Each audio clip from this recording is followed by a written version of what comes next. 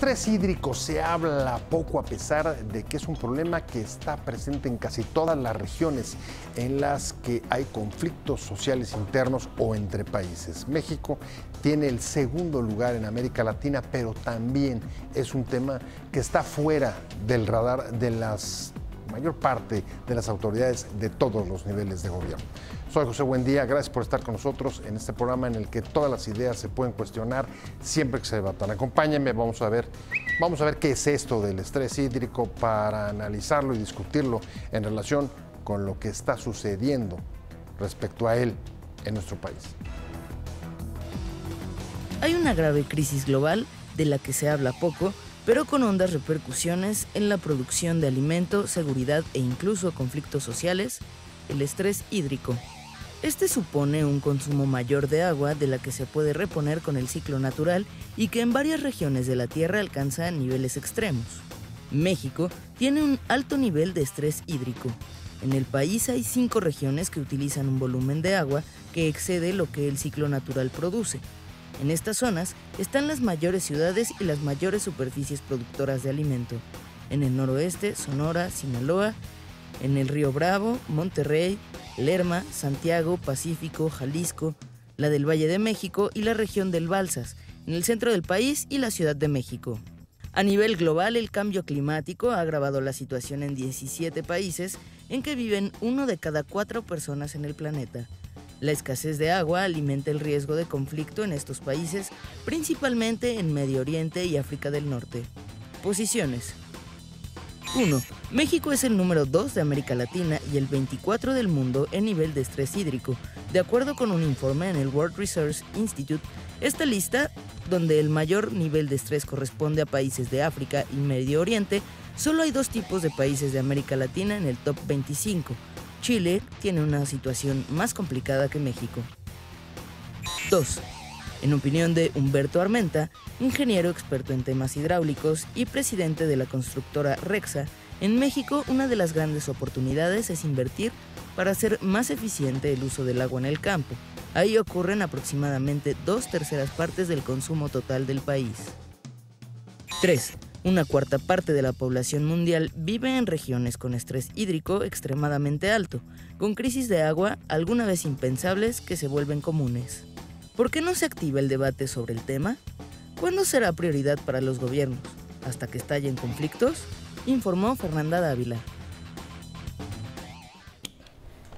Arrancamos con opiniones encontradas. Muchas gracias por estar con nosotros, un placer. Vamos a entrarle a un tema del que se habla poco, como le decía en la introducción. Parece que no es muy sexy, pero cuidado, está presente en la mayor parte de las regiones en las que hay conflictos. Tiene repercusiones hondas en la producción de alimentos y en nuestro país. La última vez que tangencialmente al menos se tocó fue el año pasado, cuando al calor de la campaña electoral se generaron una serie de decretos que se conocieron como la Ley de Agua y que tenía como objetivo precisamente tener que ver con el almacenamiento del agua. Me da mucho gusto que esté con nosotros para entrarle a este tema, alguien que lo conoce muy bien, sobre todo en el caso de la Ciudad de México, que es una de las ciudades dentro del país que mayor estrés hídrico tiene. José, gracias por la invitación. Una de las 10 que están sentenciadas a quedarse sin agua en el mundo. Sentenciadas, qué palabra tan fuerte. Sí, o sea, son de las que hay la amenaza de que se puede quedar sin agua junto con otras ciudades de la India, Londres, algunas de Japón, de Israel, sí. Y Sudáfrica. Sudáfrica, de Sao Paulo también. Ciudad del Cabo. Acaba sí. de tener un problema similar y la otra, en efecto, fue en la India, ¿no? Es correcto. Y algunas regiones también de nuestro país, Baja California, por ejemplo. Baja California, pero entiendo que también en la región centro, la parte de San Luis Chapala, Potosí, Nuevo León. O sea, hay como 5 o 6 zonas que no sé si estén sentenciadas, como dice Ramón, o cuál sea su estatus, pero ahorita le vamos a entrar, no sin antes también presentarlos. Muchas gracias, Miguel Ángel Montoya, especialista en asuntos Muchas del agua. gracias. Un placer, como siempre, tenerte. Sí, gracias por invitarnos. Con nosotros, Sí, por supuesto. Ya le hemos metido a este tema. Creo que incluso fue cuando los decretos, cuando los decretos de la Ley del Agua. Hugo Rojas, director general de ANEAS México. Muchas gracias por la invitación. Muchas gracias por estar con nosotros. Al contrario. Y entrarle directamente a ver por qué, si es un tema tan importante. Acaba de salir un informe importante que sitúa al país Ramón, en segundo lugar de América Latina con mayor estrés hídrico, que para decirlo al auditorio, llanamente, ustedes me corrigen si lo digo mal, pero simplemente es que no hay la reposición suficiente del ciclo natural del agua. Es el corto plazo, José, que se tiene en la política mexicana y en los medios mexicanos. O sea, si nosotros decimos que la Ciudad de México se va a quedar sin agua dentro de 20, dicen, bueno, pues avísenme dentro de 19. Sí, si tenemos 19 con 11 meses. O sea, entonces, el tema aquí es de que debemos tener claro que lo que se debe de hacer para evitar ese problema es empezar a hacerlo desde ahorita. Con el problema encima ya no hay nada que hacer.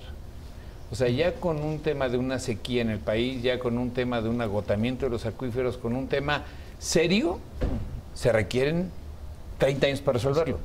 Entonces, si decimos nosotros, oye, ya hay que empezar, sí, pero ¿cuándo va a pasar? En unos 30 años, poco a poco, en unos 15, 20, en 30 años se va a sentir ya una situación, bueno, entonces no urge. Y en términos de política pública, lo que hagas ahora solamente se refleja hasta 20 años después. De hecho, estamos padeciendo las consecuencias de malas decisiones que se tomaron hace 20, 25 años, de hecho. De la falta de atención. Y no solamente la parte del ciclo natural, sino el ciclo urbano.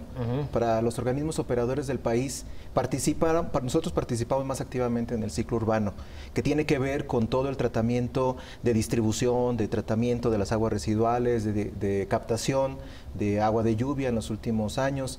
Y es un tema también que nos ha costado difundir a la población, el tema de comentar que el estrés hídrico tiene que ver, por supuesto, por la parte de los balances que haces respecto a la reposición y el uso que haces del recurso, pero también de las pérdidas que tienes en el ciclo urbano, de las pérdidas y de no entrar a un tema del ciclo económico del agua, que es también un tema que nos gustaría, que como ANEAS estamos empujando. Miguel, decías hace un momento, estamos sufriendo las decisiones que nos tomaron en el país. ¿Qué decisiones no se tomaron en el país y en el caso de la Ciudad de México, evidentemente, Bueno, hay un tema que hay que poner sobre la mesa. El agua en el país está enormemente politizado.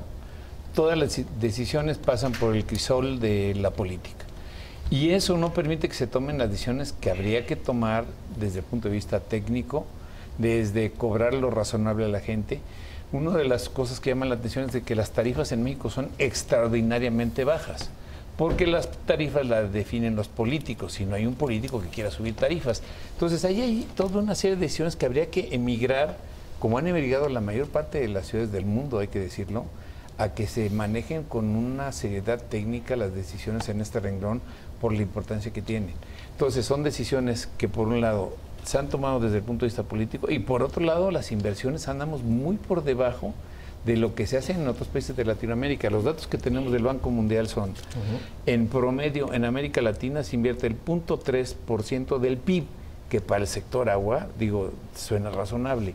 Eso nos llevaría a una inversión en México de unos 65,000, 70,000 millones de pesos al año.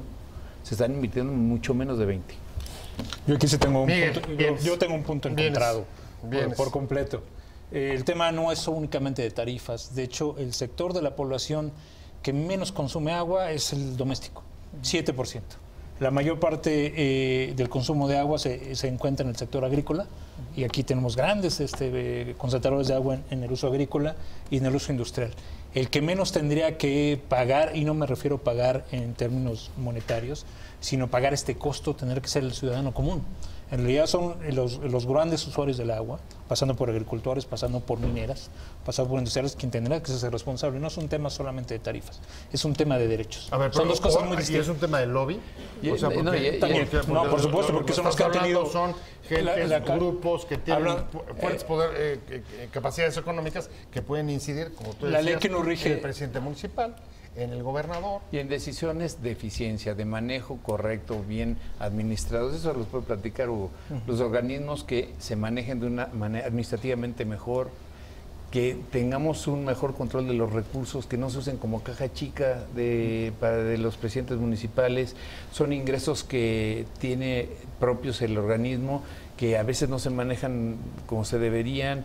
Hay una gran burocracia, hay todo un tema. Y si bien tiene razón Miguel Ángel de que la zona agrícola es donde mayor se consume. Estamos hablando de la concentración, por ejemplo, de las grandes ciudades en México, donde ya es un tema delicado la competencia que hay, y precisamente por la gran cantidad de agua que se usa en las zonas agrícolas, por la gran cantidad de agua que requieren las zonas urbanas, ahí hay un tema del estrés hídrico que no se ha tomado con la seriedad debida en el país.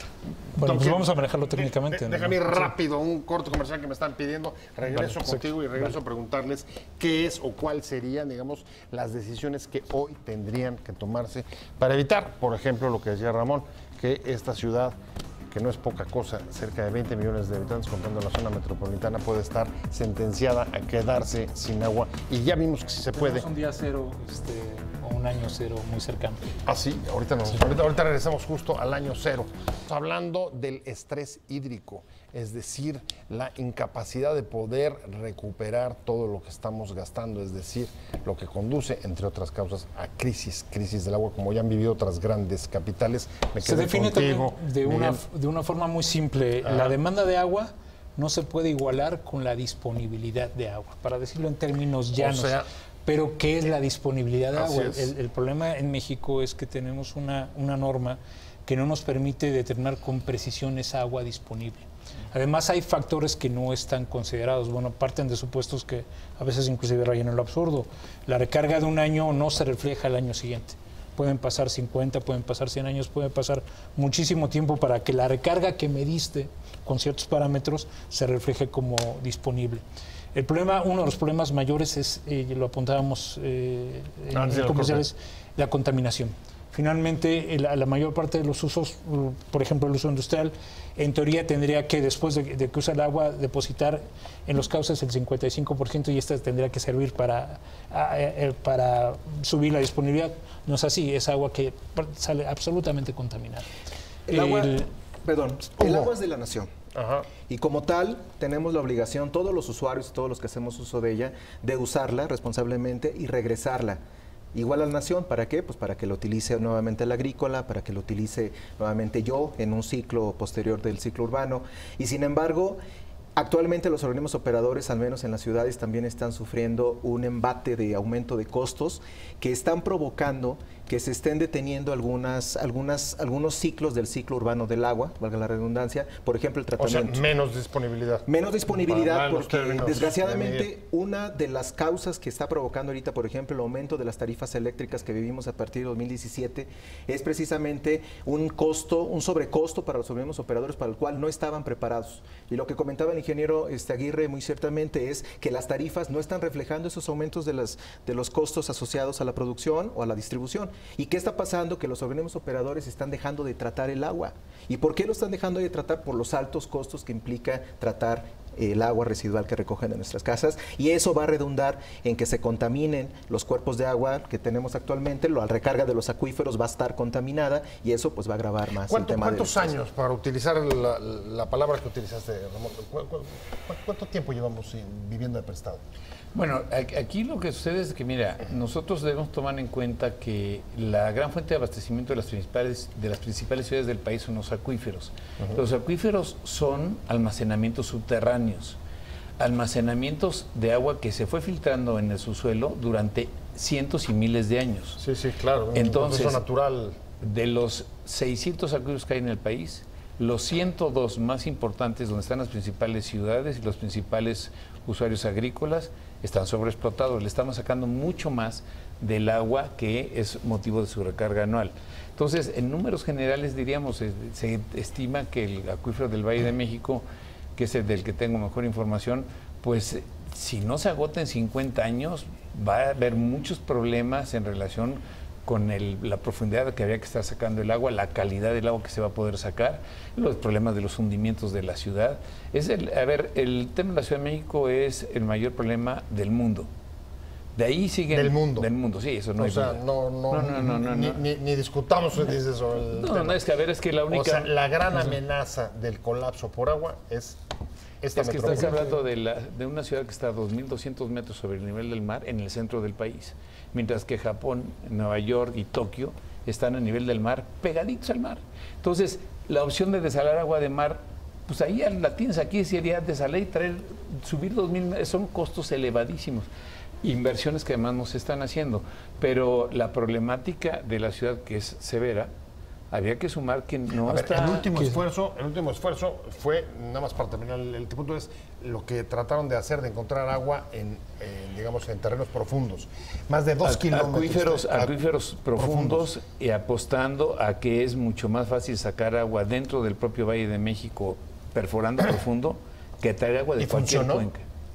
Bueno, los estudios hasta donde yo quedé iban muy bien, pero requería continuarse. Son estudios que están soportados con el Instituto de Geología de la Universidad, con apoyo de Pemex, de Comisión Federal de Electricidad, de consultores mexicanos, geólogos especialistas y personal del propio sistema de aguas. A ver, eso me preocupa mucho. Y ya tenemos un ejemplo mundial. Porque si bien es cierto, es más complejo el de la Ciudad de México, pero ya una ciudad llegó al límite, Ciudad del Cabo. Y la imagen, y quiero tomar una imagen porque creo que eso es lo que puede suceder. Resulta que la gente que no tenía agua se tenía que formar al lado de las refresqueras y de las cerveceras, contamos, para que les donaran las cerveceras y las refresqueras. Eso nos puede suceder porque tenemos un gran problema de inequidad. Pongamos un ejemplo, y Ramón Aguirre... en la disponibilidad. En la distribución. Y en el acceso, y sobre todo en el acceso. Ramón Aguirre no me dejará mentir porque estuvo al frente de esas decisiones. En 2008 tuvimos una crisis de lluvias, no llovió. Así es. En 2009 se tomó la decisión, recuerdo, se tomó así 10 millones de metros cúbicos entre CAEM y el sistema de aguas de la Ciudad de México. Sin embargo, por ejemplo, una compañía cervecera que tiene pozos aquí, otra compañía refresquera al sur de la ciudad, ninguna de las dos fue afectada. Entonces, más o menos esto es lo que sucede. Igual, porque cuando hablamos de tarifas es siempre el que paga un recibo, pero no el que paga derechos, es decir, el que tiene una concesión. Ahí tenemos que cambiar la política pública. Yo creo que sin satanizarlos y sin asfixiarlos, creo que los podemos hacer más responsables. A ver, hay muchas cosas. Hay cosas sobre la mesa que me preocupan. Una, cambio, propone en la política pública para garantizar que se pueda cumplir el derecho y si hay una distribución mejor.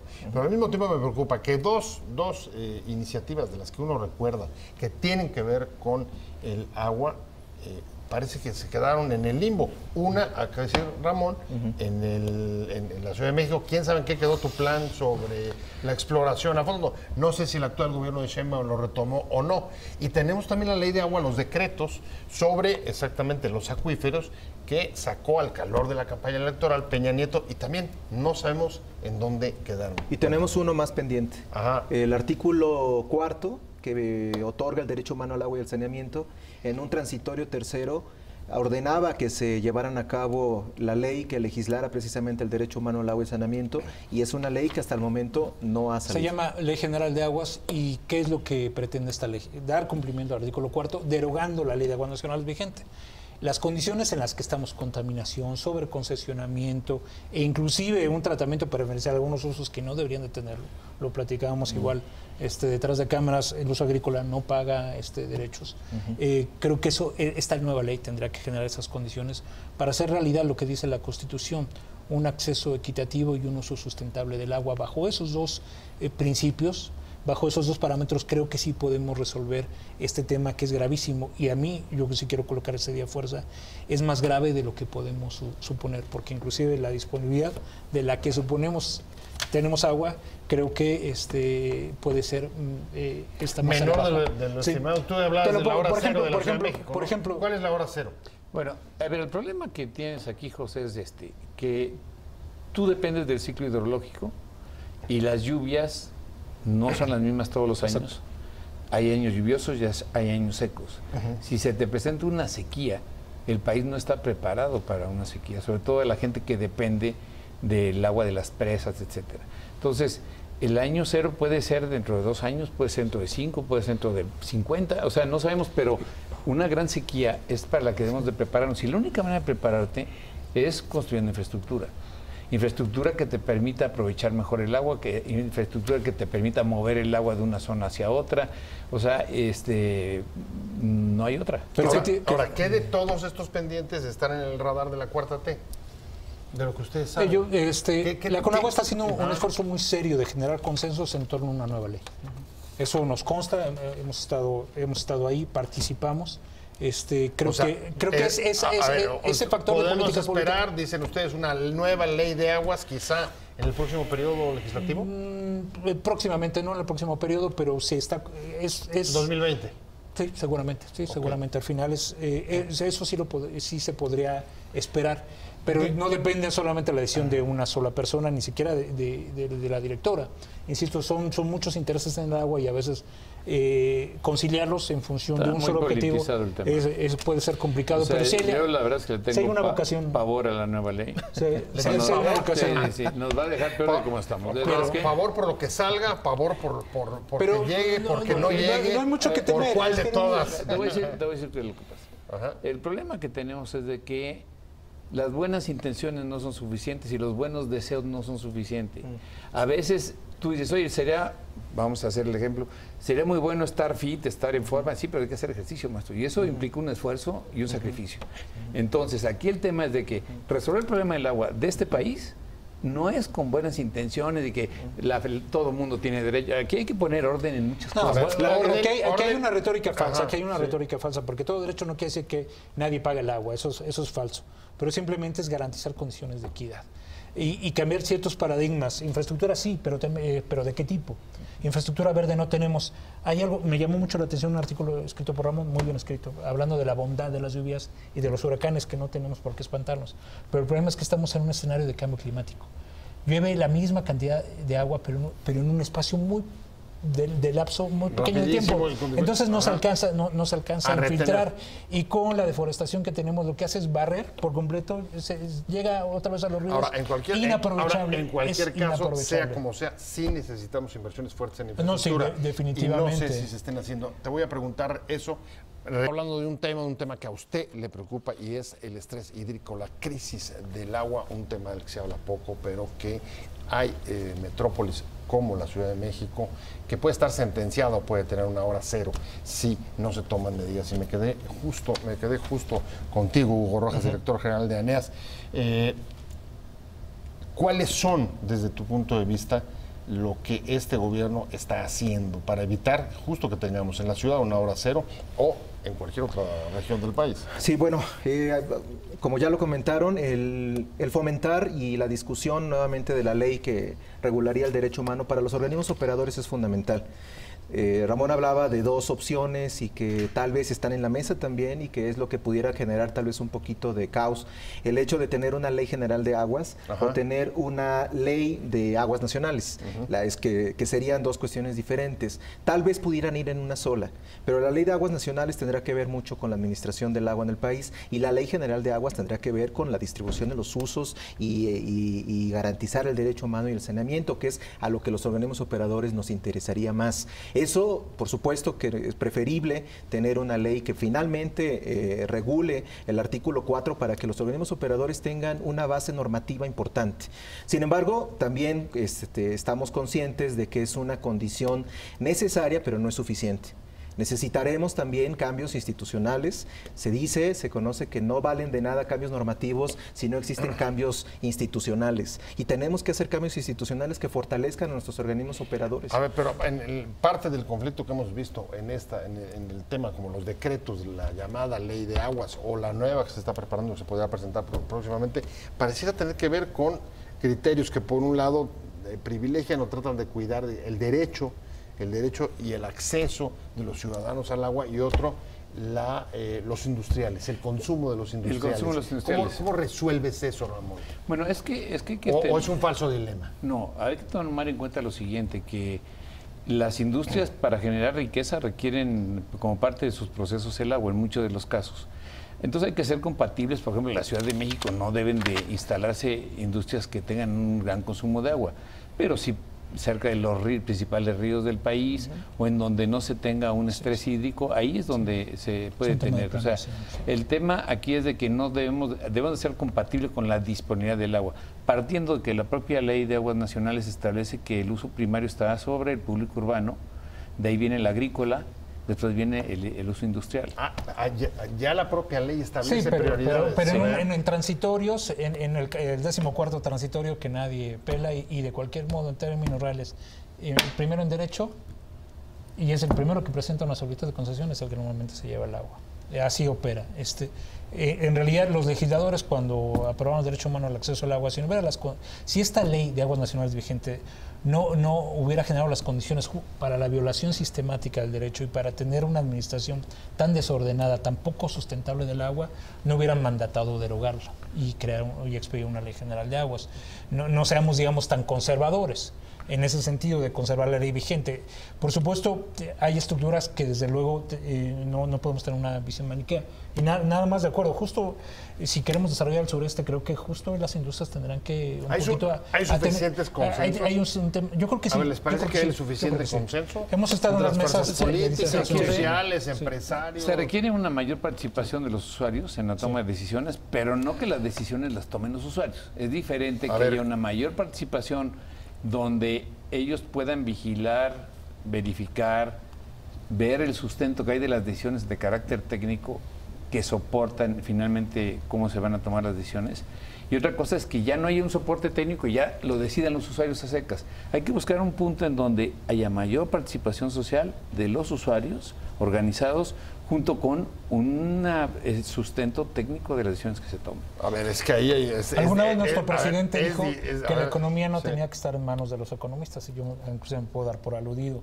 Yo creo que el agua es lo suficientemente importante, y se nos va la vida en ellos, para que únicamente esté en manos de ingenieros o esté en manos de criterios técnicos. La gente, normalmente la que no tiene acceso al agua, nunca le preguntan.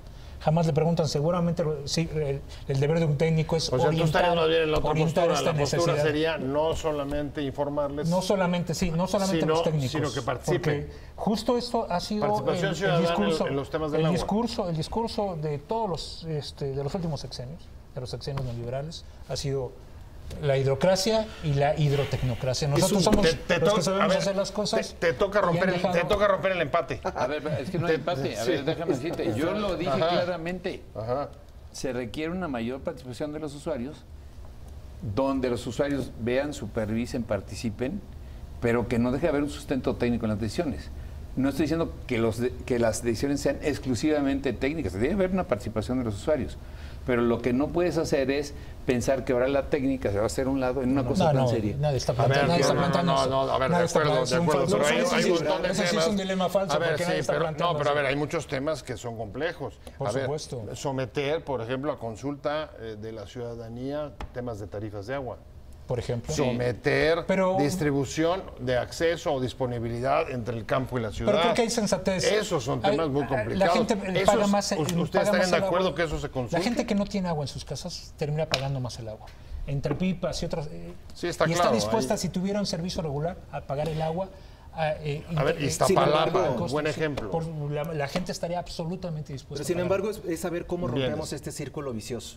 La gente efectivamente pagará sus servicios de acuerdo a la calidad que se le presten. Sin embargo, el organismo operador no podrá dar el servicio que justificaría su pago si no tiene el servicio también, si no tiene las tarifas y los pagos de la ciudadanía. Entonces, ¿cómo vamos a romperlo? O sea, no vamos a romper de que la gente diga en algún momento, bueno, vamos a pagar a ver si nos hacen las inversiones y nos mejoran el servicio. No, tendríamos que como gobierno y como Estado meter las inversiones necesarias y la gestión, porque ahorita platicábamos mucho del tema de que si eran los ingenieros o eran los tales, es un tema de gestión. Los ingenieros, por supuesto, no. O sea, no tienen la culpa. Es más, yo creo que de los mejores ingenieros civiles de Latinoamérica y del mundo son los mexicanos. Sí. Y por supuesto que han propuesto soluciones técnicas a la medida y con las mejores soluciones. El tema es que no hemos podido resolver todo lo demás. No hemos podido resolver las concesiones, no hemos podido resolver a quién le toca garantizar el derecho humano, no hemos podido resolver el tema de la municipalización de los organismos operadores de 1999, en donde se les da toda la facultad a los municipios sin que estos tuvieran todas las características y la fortaleza institucional, financiera, sostenible. Desde el 84. Desde el 84 venía esa... ¿Qué se está haciendo en el actual gobierno? O sea, ¿qué de todos esos pendientes se están desahogando? Ya dijimos lo de la ley de agua. ¿Y el resto? No, bueno, por supuesto que se están haciendo por lo menos 3 ejes fundamentales. Hablando de los decretos, hubo un decreto hace 2 meses para garantizar justo a las poblaciones indígenas y las poblaciones rurales al menos 100 litros al día. O sea, cuando nadie, a través de decretos, lo que se hacía es liberar volúmenes, lo que se hizo fue, a ver, hay poblaciones vulnerables, la Comisión Nacional del Agua y el gobierno de la Cuarta Transformación emitió un decreto el 1 de julio. 1 de julio, por ejemplo. Me voy un corte. Caso contrario me voy un corte y seguimos sobre el tema. Vamos a ver las valoraciones de ustedes respecto de lo que pone sobre la mesa, Miguel. Sí se están haciendo cosas, como por ejemplo lo que dices de las poblaciones indígenas. Hablando del estrés hídrico, de la crisis del agua en diversas partes del mundo, pero sobre todo en nuestro país, inevitablemente, Ramón, hemos estado hablando de lo que está haciendo o lo que está dejando de hacer este gobierno. Miguel ponía sobre la mesa el decreto para abastecer con 100 litros de agua a comunidades. Para garantizar el acceso. Para garantizar el acceso en comunidades indígenas. ¿Te parece que eso es suficiente? ¿Qué se está haciendo? ¿Qué eso no se está haciendo? ¿Cuál es tu valoración del actual gobierno en una crisis que va a venir? Bueno, el actual gobierno heredó una política pública en materia de agua muy mala. Tuvimos un recorte en el 2017 en el gobierno de Peña Nieto del 72% de los presupuestos en agua. Dimos a través de la asociación una lucha, buscamos hablar con diputados, con la Secretaría de Hacienda, no hubo forma. Repitieron el recorte en el 2018 y con esa inercia estamos ahorita. Realmente la única ciudad que tiene recursos para invertir como se debería es la Ciudad de México. La jefa de gobierno duplicó los presupuestos que se destinan al sector agua. O sea, dirías, hay conciencia en la jefatura del gobierno sí, de la problemática. Y al ritmo de las inversiones que se programaron para este año sí se va a poder avanzar de manera seria, pero realmente se vuelve una isla en el país. El resto del país está totalmente descapitalizado, los organismos están muy politizados, muy ineficientes, falta mucha inversión, sobre todo en renovar la infraestructura, las tuberías están cayendo solas, las de drenaje, las de agua están llenas de fugas, hay cada vez más presión de zonas que no se les llega a resolver, cada vez tenemos más zonas con problemas en el abasto, hay un reto fuerte en el sector, eso sí hay mucho que hacer. Hugo, poco dinero, mucha demanda. Aumento de costos. Aumento de costos. No hay normatividad. ¿Cuál es tu valoración?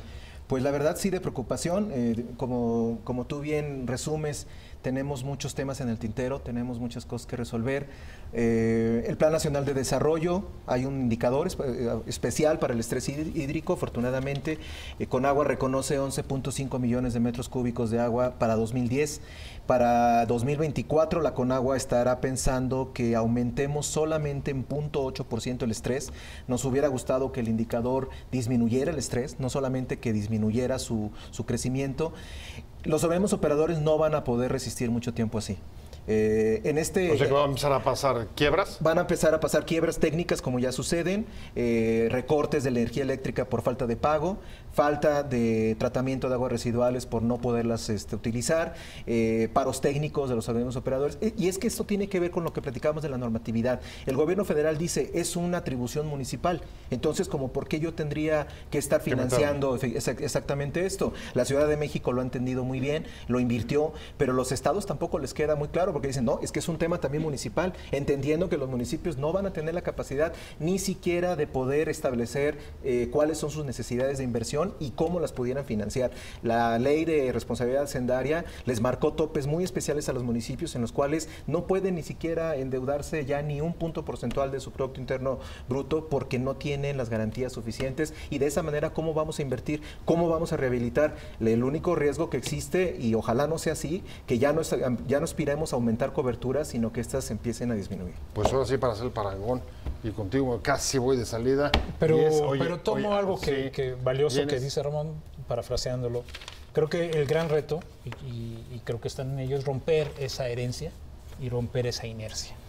Creo que aceptando que durante 25 años o 30 se administró muy mal el agua, creo que eso es el reto de esta administración, romper esa inercia, romper esa herencia. Ahí está, ya me voy. Muchas gracias, Ramón Aguirre. Un placer haberte tenido, extitular del sistema de aguas de la Ciudad de México. Miguel Ángel Montoya, especialista en asuntos de gestión del agua. Muchas gracias. Y por supuesto, Hugo Rojas, director general de ANEAS México. Gracias a los tres por haber estado, pero sobre todo a usted por habernos acompañado hoy en Opiniones Encontradas.